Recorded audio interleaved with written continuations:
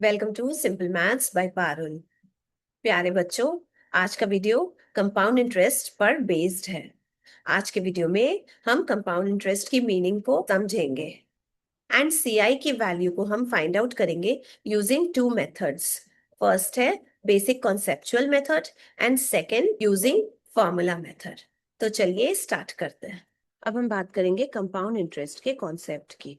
Suppose करते हैं कोई पर्सन ए है। पर्सन ए ने 1,000 रुपीज बैंक में डिपॉजिट किए।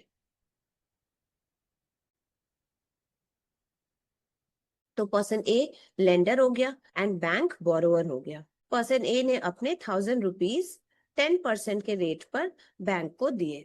अब क्योंकि बैंक बोरोवर है तो बैंक 1 साल के बाद बैंक कुछ इंटरेस्ट देगा पर्सन ए को। कितना इंटरेस्ट देगा वो हम चलिए कैलकुलेट करते हैं। पूरे 1 साल तक ये पर्सन ए के 1,000 रुपीज बैंक के पास थे। तो इस 1,000 रुपीज पर बैंक कुछ इंटरेस्ट देगा। सपोज करते हैं फर्स्ट ईयर का जो इंटरेस्ट है वो I1 है। इंटरेस्ट का फॉर्मूला हम PRT बाय 100 से निकाल सकते हैं ना। बैंक ने 1 साल के लिए 1,000 रुपीज बोरो करा पर्सन ए से, तो प्रिंसिपल की वैल्यू 1,000 रुपीज हो जाएगी। पी के प्लेस पे हम 1,000 लिखेंगे। रेट है 10% पर एनम, दैट मीन्स हर साल का रेट है 10%। तो इस फर्स्ट ईयर का भी रेट हो जाएगा 10%, तो आर के प्लेस पे हम 10 लिखेंगे। एंड क्योंकि फर्स्ट ईयर के लिए हम इंटरेस्ट की वैल्यू फाइंड आउट कर रहे हैं तो फर्स्ट ईयर का ड्यूरेशन 1 ईयर होता है, तो इस टाइम के प्लेस पे हम 1 ईयर लिखेंगे डिवाइडेड बाय 100। I1 की वैल्यू मिली 100 rupees. That means first year के लिए जो बैंक इंटरेस्ट दे रहा है वो है 100 रुपीज। नाउ सपोज करते हैं पर्सन ए ने ये 100 रुपीज बैंक से विड्रॉ नहीं किया, तो फर्स्ट ईयर के एंड में बैंक के पास पर्सन ए का कितना अमाउंट पड़ा है। ये 1,000 रुपीज जो पर्सन ए ने सबसे स्टार्टिंग में दिया था, ये 1,000 रुपीज तो बैंक के पास है ही अभी भी, लेकिन इसके साथ साथ ये 100 रुपीज का जो इंटरेस्ट बनता है फर्स्ट ईयर का, ये 100 रुपीज भी तो पर्सन ए का ही है जो उसने विड्रॉ नहीं किया है। तो ये 100 रुपीज भी पर्सन ए का बैंक के पास है। तो फर्स्ट ईयर के एंड में अमाउंट की वैल्यू क्या हो जाएगी, that is A1 amount for the first year. इसकी वैल्यू हो जाएगी 1,100 रुपीज। ये 1,100 रुपीज पर्सन ए का टोटल अमाउंट है जो कि बैंक के पास डिपॉजिटेड है। अब सेकेंड ईयर के लिए ये 1,100 रुपीज जो कि पर्सन ए का है, ये 1,100 रुपीज बैंक पूरे सेकेंड ईयर के लिए अपने पास रख रहा है। तो अब सेकेंड ईयर के लिए जो इंटरेस्ट अमाउंट बैंक देगा, that is interest for the second year, उसकी वैल्यू हम किस पर निकालेंगे? उसकी वैल्यू हम इस 1,100 रुपीज पर फाइंड आउट करेंगे कि इस 1,000 रुपीज पर फाइंड आउट करेंगे? ऑब्वियसली हम इस 1,100 रुपीज पर फाइंड आउट करेंगे। यहीं से स्टार्ट होता है कंपाउंड इंटरेस्ट का कॉन्सेप्ट। कंपाउंड इंटरेस्ट में every year principal amount change होता है। सेकेंड ईयर के लिए प्रिंसिपल की वैल्यू हम क्या लेंगे? फर्स्ट ईयर का अमाउंट प्रिंसिपल का, दैट इज 1,100 प्रिंसिपल बन जाएगा सेकेंड ईयर का। इस 1,100 रुपीज पर हम सेकेंड ईयर का इंटरेस्ट फाइंड आउट करेंगे। तो यही है इवोल्यूशन कंपाउंड इंटरेस्ट का। कंपाउंड इंटरेस्ट में every year principal amount change होता जाता है। फर्स्ट ईयर का जो अमाउंट है वो सेकेंड ईयर के लिए प्रिंसिपल बन जाता है। सेकेंड ईयर में जो अमाउंट निकलेगा वो थर्ड ईयर के लिए प्रिंसिपल बन जाएगा एंड सो ऑन। तो सेकेंड ईयर का इंटरेस्ट हम फाइंड आउट करें तो कितना होगा? प्रिंसिपल है 1,100, हर साल के लिए रेट है 10% पर एनम, तो सेकेंड ईयर के लिए भी रेट होगा 10%, लिखेंगे डिवाइडेड बाय 100। 0 से 0 कैंसिल, 0 से 0 कैंसिल।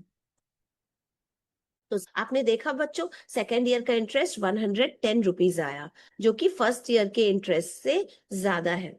तो यही है कंपाउंड इंटरेस्ट का मतलब। कंपाउंड इंटरेस्ट में हर साल इंटरेस्ट अमाउंट चेंज होता है। कैसा चेंज? इंक्रीज होता है। क्यों इंक्रीज होता है? क्योंकि हर साल प्रिंसिपल अमाउंट इंक्रीज हो रहा है, इसीलिए इंटरेस्ट अमाउंट भी इंक्रीज होता है every year. But simple interest में ऐसा नहीं है। सिंपल इंटरेस्ट में every year interest amount same रहता है। क्यों?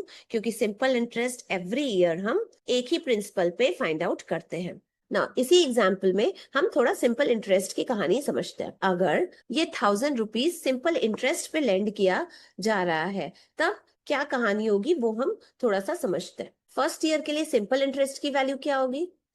That is interest for first year. इसको हम इस फॉर्मूला से कैलकुलेट करेंगे, PRT/100 से। फर्स्ट ईयर के लिए जो अमाउंट लेंड किया जा रहा है वो है 1000 रुपीज, तो प्रिंसिपल के प्लेस पे हम 1000 लिखेंगे। रेट है 10% पर एनम, तो रेट की वैल्यू एवरी ईयर के लिए है 10%, तो आर के प्लेस पे हम 10 लिखेंगे। अब क्योंकि फर्स्ट ईयर का टाइम ड्यूरेशन 1 ईयर है, तो इस टी के प्लेस पे 1 लिखेंगे, डिवाइडेड बाई 100। 0 से 0 कैंसिल, 0 से 0 कैंसिल। तो इंटरेस्ट फॉर फर्स्ट ईयर इस केस में भी 100 रुपीज निकल के आई। अगर पर्सन ए ये 100 रुपीज बैंक से विड्रॉ कर लेता है, तो अब बैंक के पास ए का कितना रुपीज प्रेजेंट है? ओनली 1000 रुपीज, क्योंकि जो फर्स्ट ईयर का जो पूरा इंटरेस्ट था वो पर्सन ए अपना विड्रॉ कर लिया बैंक से, तो अब बैंक के पास ए का ओनली 1000 रुपीज प्रेजेंट है, जो कि स्टार्टिंग में ए ने लेंड करा था बैंक को। अब ये 1000 रुपीज बैंक पूरा सेकेंड ईयर अपने पास रखेगा, तो पूरा सेकेंड ईयर का इंटरेस्ट कितना हो जाएगा? जो पूरे सेकेंड ईयर के लिए बैंक कितना इंटरेस्ट देगा वो हम फाइंड आउट कर सकते हैं PRT/100 फॉर्मूला से। अब क्योंकि बैंक पूरा सेकेंड ईयर ये 1000 रुपीज रख रहा है ए का, तो इस केस में प्रिंसिपल की वैल्यू 1000 रुपीज हो जाएगी। रेट है 10% पर एनम, तो यहाँ आर के प्लेस पे हम 10 लिखेंगे। अब क्योंकि सेकेंड ईयर का जो टाइम ड्यूरेशन है वो 1 ईयर होता है, तो यहाँ टी के प्लेस पे हम 1 लिखेंगे, डिवाइडेड बाई 100। 0 से 0 कैंसिल, 0 से 0 कैंसिल, वैल्यू मिली 100 रुपीज। तो बच्चों आपने देखा सेकेंड ईयर का इंटरेस्ट भी 100 रुपीज आया, जो कि फर्स्ट ईयर के इंटरेस्ट के इक्वल है। सिंपल इंटरेस्ट के केस में एवरी ईयर का जो इंटरेस्ट निकल के आता है वो इक्वल निकल के आता है। क्यों इक्वल निकल के आता है? क्योंकि एवरी ईयर जो इंटरेस्ट कैलकुलेट होता है वो एक ही प्रिंसिपल पे कैलकुलेट होता है। I1 के केस पे भी हमने प्रिंसिपल 1000 रुपीज लिया, एंड I2 के केस पे भी हमने प्रिंसिपल 1000 रुपीज ही लिया। इस 1000 रुपीज पर ही दोनों साल के इंटरेस्ट कैलकुलेट किए गए, इसलिए इंटरेस्ट की वैल्यू सेम आई। क्यों हमने प्रिंसिपल अमाउंट सेम लिया दोनों ईयर्स के लिए? क्योंकि पर्सन ए ने फर्स्ट ईयर के एंड में जो इंटरेस्ट बनता था उसका 100 रुपीज वो उसने विड्रॉ कर लिया था, इसलिए पर्सन बी के पास पूरा साल पर्सन ए का 1000 रुपीज ही डिपॉजिटेड रहा, तो इसलिए सेकेंड ईयर भी इस 1000 रुपीज पर ही इंटरेस्ट दिया गया। तो सिंपल इंटरेस्ट में ऐसा कंसिडर किया जाता है कि एवरी ईयर का जो इंटरेस्ट बनता है वो लेंडर अपना विड्रॉ करते जाता है, लेकिन कंपाउंड इंटरेस्ट का जो लेंडर है वो थोड़ा लालची होता है। लालची होता है मीन्स वो कहेगा कि मुझे इस 100 रुपीज के इंटरेस्ट की अभी जरूरत नहीं है, ये विड्रॉ नहीं करेंगे हम, ये 100 रुपीज बोरोअर के पास ही पड़ा रहेगा। तो बोरोअर के पास अब सेकेंड ईयर के लिए पर्सन ए का ये 1000 रुपीज तो डिपॉजिटेड है ही, उसके साथ साथ ये इंटरेस्ट अमाउंट भी डिपॉजिट हो गया, क्योंकि ये इंटरेस्ट अमाउंट पर्सन ए ने विड्रॉ करने से मना कर दिया, इसलिए पूरा सेकेंड ईयर बोरोअर के पास ये 1100 रुपीज प्रेजेंट है, जो कि पर्सन ए का है।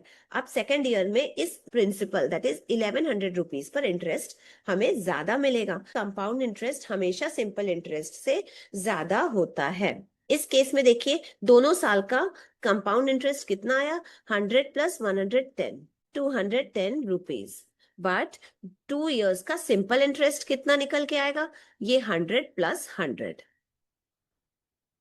That is 200 rupees.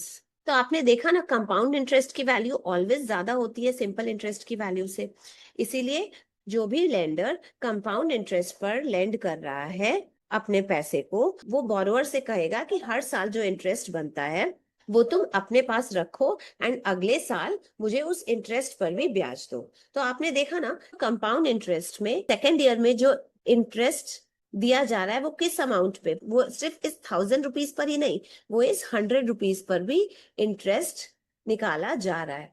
That means compound interest में प्रिंसिपल के साथ साथ इंटरेस्ट पर भी इंटरेस्ट लगता है, बट सिंपल इंटरेस्ट में एवरी ईयर ओनली प्रिंसिपल पर ही इंटरेस्ट लगता है। तो ये है कहानी simple interest and compound interest की। अब हम सिंपल एंड कंपाउंड इंटरेस्ट के डिफरेंसेस को समराइज करेंगे। सिंपल इंटरेस्ट के केस में एवरी ईयर इंटरेस्ट सेम रहता है, लेकिन वही कंपाउंड इंटरेस्ट के केस में एवरी ईयर का जो इंटरेस्ट है वो इंक्रीज करता जाता है। अब सेकेंड डिफरेंस की हम बात करेंगे कि इंटरेस्ट एवरी ईयर सेम क्यों रहता है? क्योंकि principal every year simple interest के केस में सेम रहता है। वही कंपाउंड इंटरेस्ट के केस में एवरी ईयर प्रिंसिपल इंक्रीज करता जाता है। थर्ड डिफरेंस है, कंपाउंड इंटरेस्ट के केस में किसी साल का अमाउंट नेक्स्ट ईयर के लिए प्रिंसिपल बन जाता है। That is amount becomes principal for next year. That means first year का जो अमाउंट है वो सेकेंड ईयर के लिए प्रिंसिपल बन जाएगा।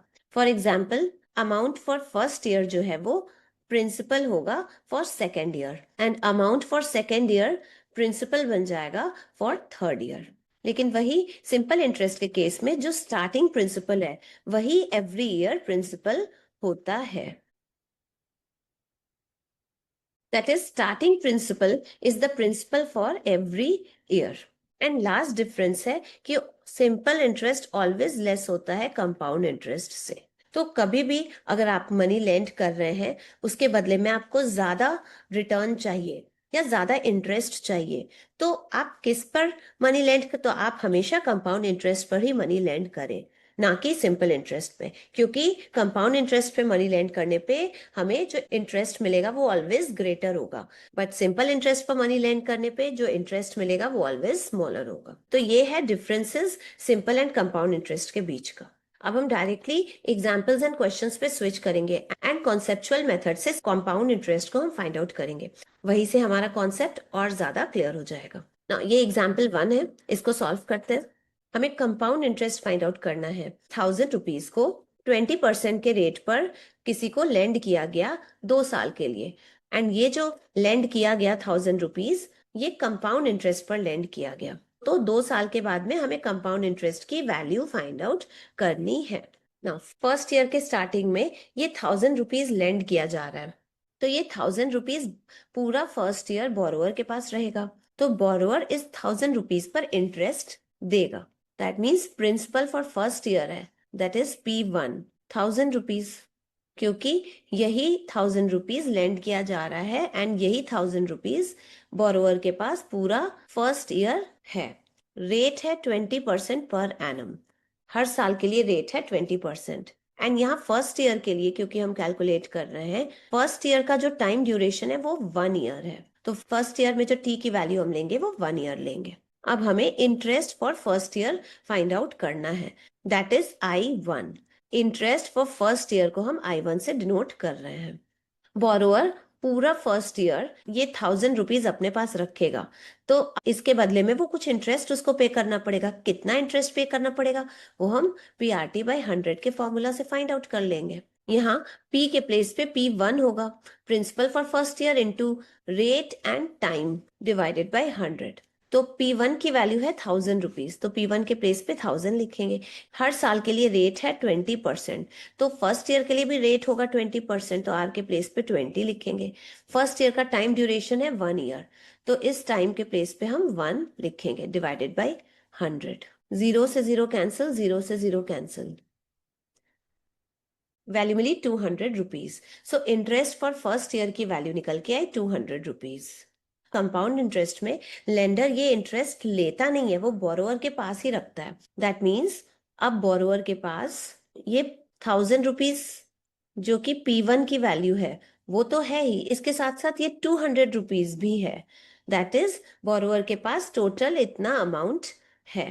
तो ये हो गया अमाउंट फॉर फर्स्ट ईयर, हम A1 से डिनोट कर रहे हैं। इसकी वैल्यू मिली 1200 रुपीज। ये 1200 रुपीज लेंडर का है। लेंडर ने ये इंटरेस्ट 200 बोरोअर से नहीं लिया। लेंडर ने कहा कि ये इंटरेस्ट अमाउंट भी तुम अपने पास रखो, तो बोरोअर के पास ये 1000 रुपीज तो है ही, इसके साथ साथ जो इंटरेस्ट अमाउंट फर्स्ट ईयर का बनता है 200 रुपीज, वो भी ए बोरोअर के पास है। तो टोटल बोरोअर के पास 1200 रुपीज प्रेजेंट है लेंडर का। ये 1200 रुपीज कब प्रेजेंट है? सेकेंड ईयर के स्टार्टिंग में। तो अब फॉर सेकेंड ईयर, तो ये प्रिंसिपल अमाउंट हो गया फॉर सेकेंड ईयर। तो ये बोरोअर पूरा सेकेंड ईयर अपने पास रखेगा, तो इसलिए अब जो सेकेंड ईयर के लिए इंटरेस्ट देगा वो इस 1200 रुपीज पर देगा। तो इंटरेस्ट फॉर सेकेंड ईयर की वैल्यू हो जाएगी principal for second year into R into T divided by 100। Now rate की वैल्यू तो क्वेश्चन में गिवन है, हर साल के लिए 20% पर एनम है, तो सेकेंड ईयर के लिए भी 20% पर एनम होगी। एंड सेकेंड ईयर का जो टाइम ड्यूरेशन है वो 1 ईयर है, तो टी की वैल्यू हम 1 ईयर कंसिडर करेंगे ना। P2 की वैल्यू है 1200, तो इस P2 के प्लेस पे हम 1200 लिखेंगे। R की वैल्यू है 20%, तो इस R के प्लेस पे हम 20% लिखेंगे। टाइम की वैल्यू है 1 ईयर, तो T के प्लेस पे हम 1 ईयर लिखेंगे डिवाइडेड बाई 100। 0 से 0 कैंसिल, 0 से 0 कैंसिल, 240 रुपीज। तो सेकेंड ईयर का जो इंटरेस्ट निकल के आया वो है 240 रुपीज। तो सेकेंड ईयर के लास्ट में लेंडर का कितना अमाउंट बनता है? ये 1200 रुपीज तो लेंडर का था ही पहले से, 240 रुपीज भी लेंडर को इंटरेस्ट मिलेगा, तो ये 240 रुपीज भी लेंडर का हो गया। तो सेकेंड ईयर के एंड में गिफ्ट 1440 रुपीज फॉरवर्ड लेंडर को देगा। स्टार्टिंग में लेंडर ने दिए थे 1000 रुपीज, 2 इयर्स के बाद लेंडर को वापस मिल रहे हैं 1440 रुपीज। तो 1000 रुपीज से कितना एक्स्ट्रा अमाउंट वापस मिल रहा है वो हम फाइंड आउट कर सकते हैं। इस 1440 में से माइनस करेंगे 1000 रुपीज को, जो वैल्यू मिलेगी वो कंपाउंड इंटरेस्ट की वैल्यू होगी। वैल्यू मिली 440 रुपीज, तो ये कंपाउंड इंटरेस्ट की वैल्यू है। इसको हम कंपाउंड इंटरेस्ट क्यों बोलते हैं? क्योंकि यहाँ फर्स्ट ईयर का जो अमाउंट है 1200 रुपीज, वो सेकेंड ईयर का प्रिंसिपल बन गया। इस वे में अगर हम इंटरेस्ट कैलकुलेट करते हैं तो जो एक्स्ट्रा अमाउंट होता है वो कंपाउंड इंटरेस्ट कहलाता है। यहाँ हमने A2 में से माइनस करा फर्स्ट ईयर के प्रिंसिपल को, तब हमें कंपाउंड इंटरेस्ट की वैल्यू मिल गई। नाउ कंपाउंड इंटरेस्ट की वैल्यू हम एक दूसरे वे में भी फाइंड आउट कर सकते हैं। हम दोनों ईयर्स के इंटरेस्ट को ऐड कर देंगे, that is interest for first year plus interest for second year. I1 की वैल्यू है 200 रुपीज, तो यहाँ 200 लिखेंगे। I2 की वैल्यू है 240 रुपीज, तो यहाँ 240 लिखेंगे। सम करेंगे, वैल्यू मिली 440 रुपीज। इन दोनों मेथड से कंपाउंड इंटरेस्ट फाइंड आउट करने पर कंपाउंड इंटरेस्ट 440 रुपीज निकल के आ रहा है। तो हम दोनों में से कोई भी मेथड से कंपाउंड इंटरेस्ट फाइंड आउट कर सकते हैं। सो 440 रुपीज इज द आंसर। इस टॉपिक के पहले तक हमने कंपाउंड इंटरेस्ट को एनुअली कैलकुलेट किए थे। दैट मीन्स हर ईयर के बाद प्रिंसिपल इंक्रीज होता था। अब इस टॉपिक में हम compound interest half yearly basis पे कैलकुलेट करेंगे। हाफ ईयरली बेसिस पे कैलकुलेट करने का मतलब हुआ कि एवरी हाफ ईयर के बाद प्रिंसिपल चेंज हो जाएगा, प्रिंसिपल इंक्रीज कर होगा। अभी तो चलिए इस चीज को हम ये एग्जाम्पल सॉल्व करके समझते हैं। हमें कंपाउंड इंटरेस्ट फाइंड आउट करना है। कितने रुपीज पे? 100 रुपीज पर, टोटल 1 ईयर के लिए। रेट गिवन है 20% पर एनम, एंड ये भी गिवन है कि हाफ ईयरली बेसिस पे कंपाउंड इंटरेस्ट फाइंड आउट करना है। सबसे पहले हम जानेंगे कि 1 ईयर में कितने हाफ ईयर्स होते हैं। हाफ ईयर का मतलब होता है 6 मंथ्स, या इसको ईयर्स में लिखना होगा तो 1/2 ईयर्स। ये होता है 1 हाफ ईयर का मतलब।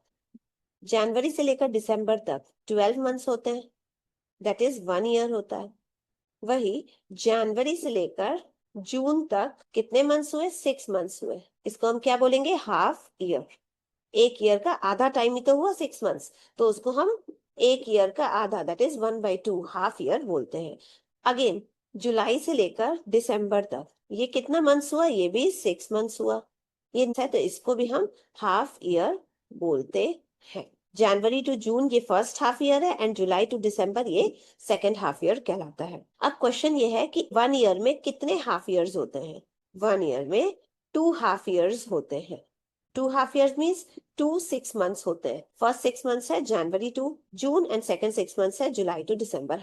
इसी चीज का हम यूज करेंगे क्वेश्चन में। सपोज करते हैं पर्सन ए ने पर्सन बी को 100 रुपीज लेंड करा 20% पर एनम के रेट से, एंड कितने टाइम के लिए? ये 100 रुपीज टाइम 1 ईयर के लिए लेंड करा। तो हमें इस 100 रुपीज पर 1 ईयर के लिए कंपाउंड इंटरेस्ट फाइंड आउट करना है हाफ ईयरली बेसिस पे। हाफ ईयरली बेसिस पे मतलब हर एक हाफ ईयर पे प्रिंसिपल की वैल्यू चेंज हो जाएगी। ना सबसे पहले हम हाफ ईयर का रेट फाइंड आउट करेंगे। ये जो रेट है 20%, ये तो पर ईयर के लिए रेट है, that means one full year का रेट है 20%।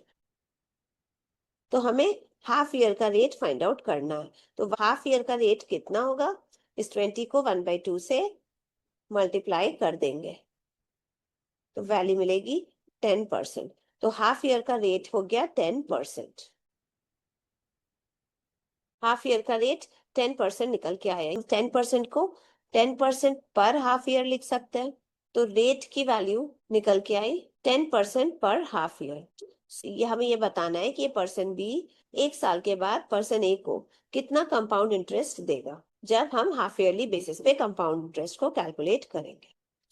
हाफ ईयर का जो प्रिंसिपल हुआ वो 100 रुपीज हुआ। अब ये फर्स्ट हाफ ईयर भी तो वन हाफ ईयर ही हुआ, की वैल्यू हम फाइंड आउट कर चुके हैं 10% पर हाफ ईयर, मतलब हर एक हाफ ईयर के लिए रेट है 10%। तो ये फर्स्ट हाफ ईयर के लिए भी रेट हो जाएगा 10% ना। अब ये फर्स्ट हाफ ईयर है तो इसका टाइम ड्यूरेशन तो हाफ ईयर ही हुआ, तो टाइम की वैल्यू हम 1/2 ईयर लिखेंगे। अब क्योंकि रेट जो गिवन है 10%, ये पर हाफ ईयर गिवन है, तो टाइम का भी यूनिट हम हाफ ईयर के फॉर्म में लिखेंगे। तो इसलिए इस फर्स्ट हाफ ईयर का जो टाइम ड्यूरेशन होगा वो 1/2 ईयर होगा। तो अब इस फर्स्ट हाफ ईयर के लिए इंटरेस्ट की वैल्यू कितनी हो जाएगी, वो हम फाइंड आउट कर सकते हैं using this formula PRT/100। P की वैल्यू है 100 रुपीज, तो इस पी के प्लेस पे हम 100 लिखेंगे।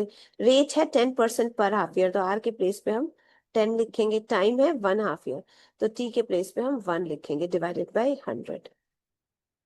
इंटरेस्ट की वैल्यू मिली ₹10।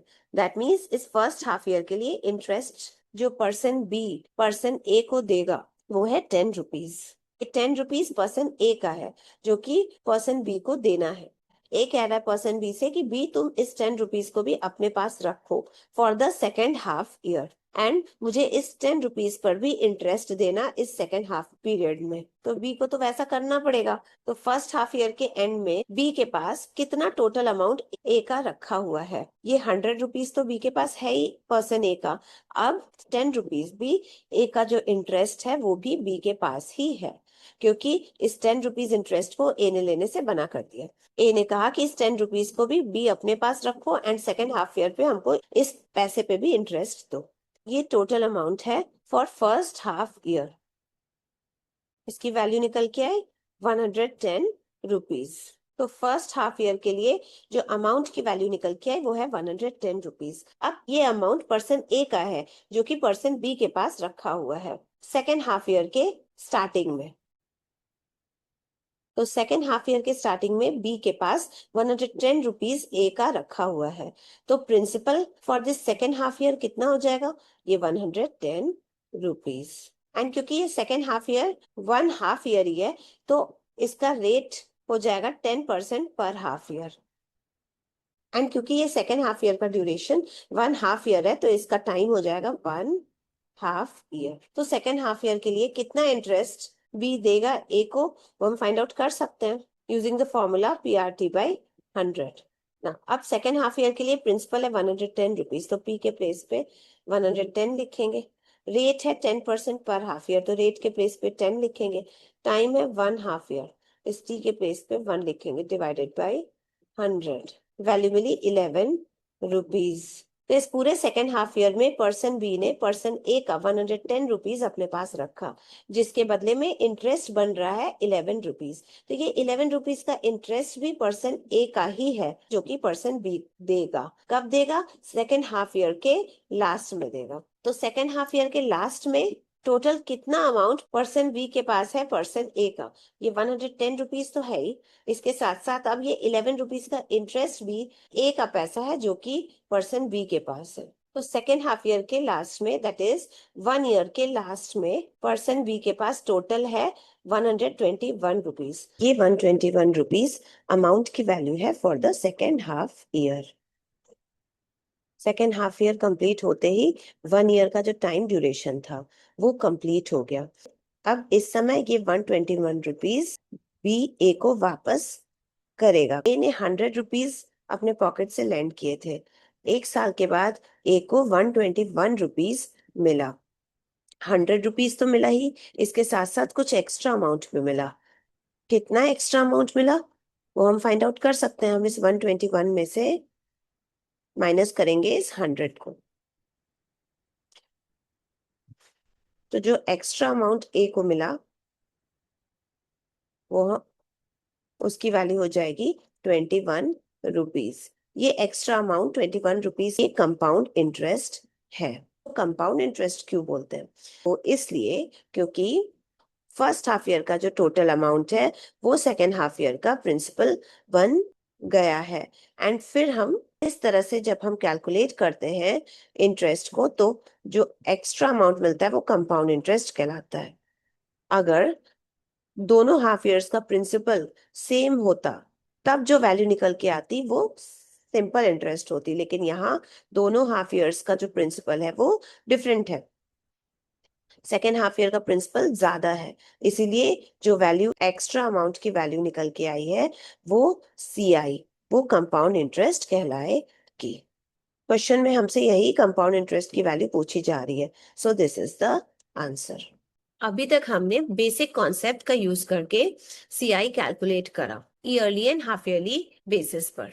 तो हमने देखा कि बेसिक कॉन्सेप्ट से सीआई कैलकुलेट करना बहुत लेंदी हो जा रहा था, इसलिए अब हम फॉर्मूला यूज करेंगे सीआई को कैलकुलेट करने के लिए। तो इस टॉपिक में हम फॉर्मूलाज को स्टडी करेंगे। सपोज करते हैं पी प्रिंसिपल है, दैट मीन्स पी रुपीज को लेंड किया जा रहा है n ईयर्स के लिए, एंड रेट है R% पर ईयर। 1 ईयर का रेट है R%। तो जो अमाउंट होगा, तो अमाउंट को अगर हम ए कंसिडर करते हैं तो इस अमाउंट ए का फॉर्मूला हो जाएगा A is equals to P, फिर ब्रैकेट में 1 plus R/100 bracket closed to the power n। Suppose करते हैं टाइम की वैल्यू 3 ईयर्स है, तो n की वैल्यू 3 हो जाएगी। तो 3 ईयर्स के एंड में कितना अमाउंट होगा वो हम इस फॉर्मूला से फाइंड आउट कर सकते हैं। यहाँ इस फॉर्मूला पे पी की वैल्यू लिखेंगे, रेट की वैल्यू यहाँ पुट करेंगे, एंड जो टाइम है 3 ईयर्स, इस टाइम को हम यहाँ एन के प्लेस पे पुट करेंगे एंड सॉल्व करेंगे। जो वैल्यू निकलेगी वो अमाउंट की वैल्यू हो जाएगी। तो 3 ईयर्स के बाद अमाउंट की वैल्यू कौन सी होती है? अमाउंट की वो वैल्यू होती है 3 ईयर्स के बाद बोरोवर को टोटल कितना अमाउंट लेंडर को वापस करेगा कि उसका लोन खत्म हो जाएगा। ये फॉर्मूला सीआई को ईयरली बेसिस पे कैलकुलेट करने के लिए है, लेकिन वही सीआई को हाफ ईयरली बेसिस पे कैलकुलेट करना है तो हम इस फॉर्मूले का यूज करेंगे। इस फॉर्मूले में देखिए अमाउंट की वैल्यू है P इंटू ब्रैकेट में 1 प्लस रेट का आधा कर देंगे, दैट इज R/2। तो रेट की जो हाफ वैल्यू होगी वो यहाँ न्यूमरेटर में आएगी। तो न्यूमरेटर में हाफ ऑफ द रेट है डिवाइडेड बाय 100, फिर ब्रैकेट क्लोज करेंगे एंड इस ब्रैकेट पर है to the power n into 2।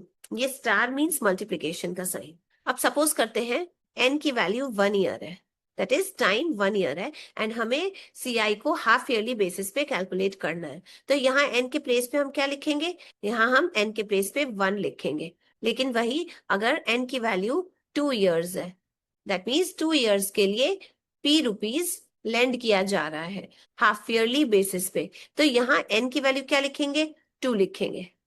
तो 2 इंटू 2 तो पावर में आ जाएगा 4, क्योंकि 2 इंटू 2 4 होता है, तो पावर में 4 आ जाएगा। वही अगर 3 ईयर्स के लिए प्रिंसिपल P को लेंड किया जा रहा है हाफ ईयरली बेसिस पे, तो हम इस फॉर्मूला में n की वैल्यू के प्लेस पे हम 3 ईयर्स पुट करेंगे। तो जब हम यहाँ 3 पुट करेंगे n के प्लेस पे, तो 3 इंटू 2 6 हो जाएगा, तो इस होल टू द पावर कितना हो जाएगा? 6 हो जाएगा। तो अब आई थिंक फॉर्मूला पे वैल्यूज पुट करना आपको समझ में आ गया होगा। तो चलिए कुछ एग्जांपल्स के थ्रू इन फॉर्मूलाज पर वैल्यूज पुट करके देखते हैं। नाउ इस एग्जांपल में हमें CI that is compound interest find out करना है। जब 5000 रुपीज लेंड किया गया 2 ईयर्स के लिए, रेट है 10% पर एनम, एंड सीआई जो है वो ईयरली बेसिस पे कंप्यूट किया जा रहा है। तो जब ईयरली बेसिस पे सीआई कंप्यूट किया जाता है तो अमाउंट का फॉर्मूला क्या होता है? तो अमाउंट का फॉर्मूला होता है A is equals to P into 1 plus R/100 to the power n। ना 5000 रुपीज लेंड किया जा रहा है, तो प्रिंसिपल की वैल्यू हो गई 5000 रुपीज, एंड 2 ईयर्स टाइम के लिए लेंड किया जा रहा है, तो n की वैल्यू हो गई 2 ईयर्स। रेट है 10% पर एनम, तो रेट की वैल्यू हो गई 10% पर एनम। इन तीनों वैल्यूज को हम इस फॉर्मूला पे पुट करेंगे। P के प्लेस पे 5000, R है 10%, तो R के प्लेस पे हम 10 पुट करेंगे, 10/100। नाउ N है 2 years, तो यहाँ N के प्लेस पे 2 लिखेंगे। 0 से 0 कैंसिल हो जाएगा, 1 + 1/10 to the power 2। Now 5000 into, now 1 + 1/10 को हम सॉल्व करेंगे। इसकी वैल्यू क्या होती है, 10 1 * 10 होती है, 10 + 1 11 हो जाएगा न्यूमरेटर में, 11/10 to the power 2। अब इसको कैसे सॉल्व करेंगे, 5000 into, अब 11/10 का पावर 2 है, दैट मीन्स 11/10 को 2 टाइम्स मल्टीप्लाई करेंगे। 0 से 0 कैंसिल, 0 से 0 कैंसिल, 50 into 11, 11 सा 121, वैल्यू मिली 6050 रुपीज, दैट इज 6050 रुपीज। तो ये 6050 रुपीज किसकी वैल्यू है, अमाउंट की वैल्यू है। ये 6050 अमाउंट है at the end of 2 years। अब 2 साल के बाद 6050 रुपीज लेंडर को मिलेगा। 2 साल के पहले लेंडर ने 5000 रुपीज दिए थे एंड आफ्टर 2 years उसे टोटल 6050 रुपीज मिल रहा है। तो कितना एक्स्ट्रा अमाउंट मिल रहा है लेंडर को, this value minus this value, that is 6050 minus 5000। ये एक्स्ट्रा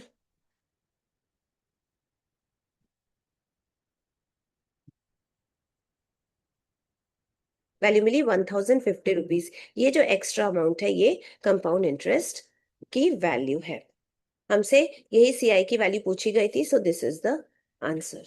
बेसिक कॉन्सेप्चुअल मेथड थोड़ा लेंदी था, बट फॉर्मूला का यूज करके बहुत ही इजीली सीआई कैलकुलेट हो गया।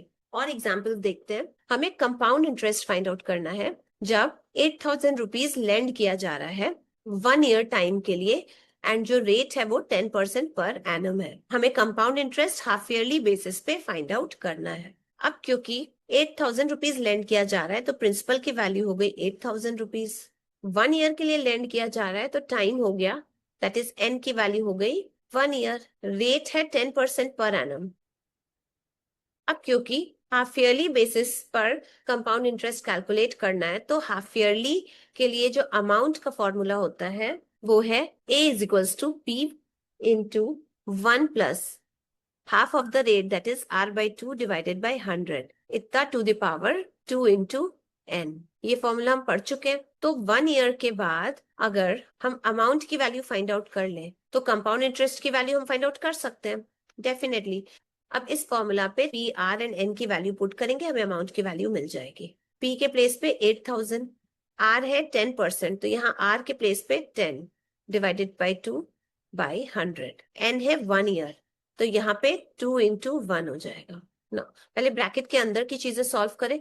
2 5 * 10 होता है, तो 8000 into 1 + 5/100, 2 into 1 2, तो to the power 2 हो जाएगा ना। 5 20 * 100, तो 8000 into 1 + 1/20 to the power 2।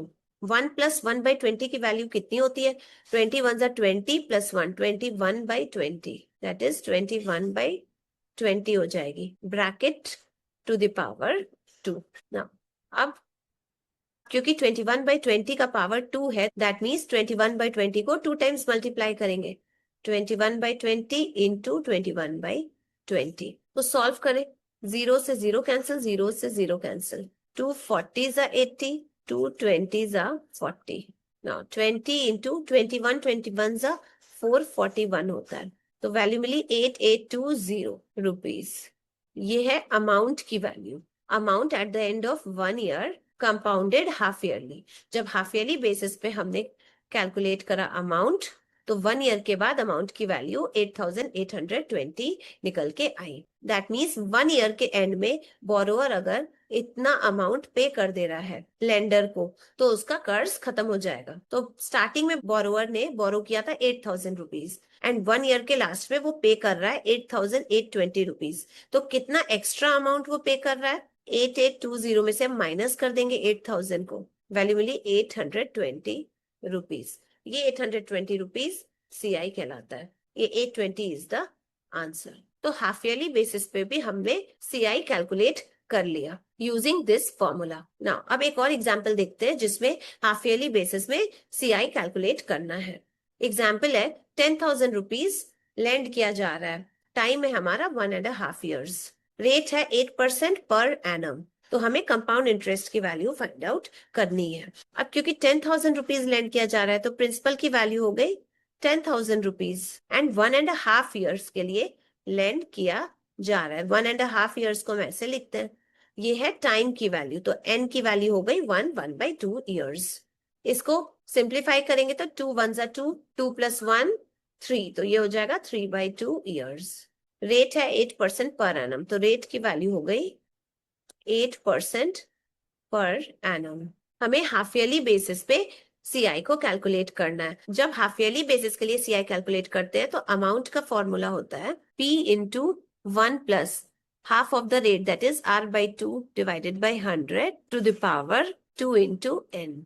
इस फॉर्मूला को यूज करेंगे हम अमाउंट की वैल्यू फाइंड आउट करने के लिए। Now P, R and N की वैल्यूज पुट करेंगे इस फॉर्मूला पे। P के प्लेस पे 10,000 रुपीज, R है 8% पर एनम, तो यहाँ R/2 की वैल्यू कितनी हो जाएगी 8/2 that is 4, 4/100 to the power n की वैल्यू है यहाँ 3/2 years, तो पावर में n के प्लेस पे हम 3/2 लिखेंगे। ये 2 से 2 कैंसिल एंड 4 25 100 होता है, तो ब्रैकेट में हमें मिला 1/25 एंड पावर को सिंप्लीफाई किए तो पावर मिला 3। 1 + 1/25 को सॉल्व करेंगे, 25 इंटू 1 25, 25 + 1 26, 26/25 टू द पावर 3। तो 26/25 टू द पावर 3 है, तो इसको 3 टाइम्स हम मल्टीप्लाई करेंगे।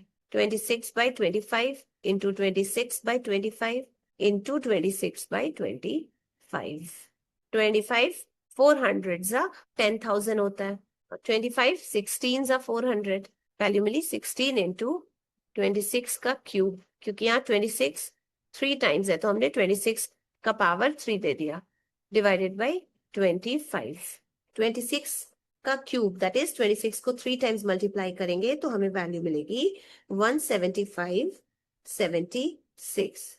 आप कहोगे कि मैम इसका क्यूब करना तो बहुत मुश्किल है। मुश्किल नहीं है, आपको बस मल्टीप्लाई करना है 3 टाइम्स, थोड़ा कैलकुलेशन रहेगा कंपाउंड इंटरेस्ट के टॉपिक में, ठीक है। तो इसका क्यूब है 175.76 डिवाइडेड बाई, ना 16 को 175 इंटू 76 से मल्टीप्लाई करेंगे तो वैल्यू मिलेगी 281,216 डिवाइडेड बाई 25। जब हमने डिवाइड करा, डिवाइड करने पर वैल्यू मिली 11248.64। ये वैल्यू किसकी है, ये अमाउंट की वैल्यू है 1/2 years में, दैट मीन्स 1.5 साल में अगर बोरोवर इतना रुपीज दे देगा लेंडर को तो उसका कर्ज खत्म हो जाएगा।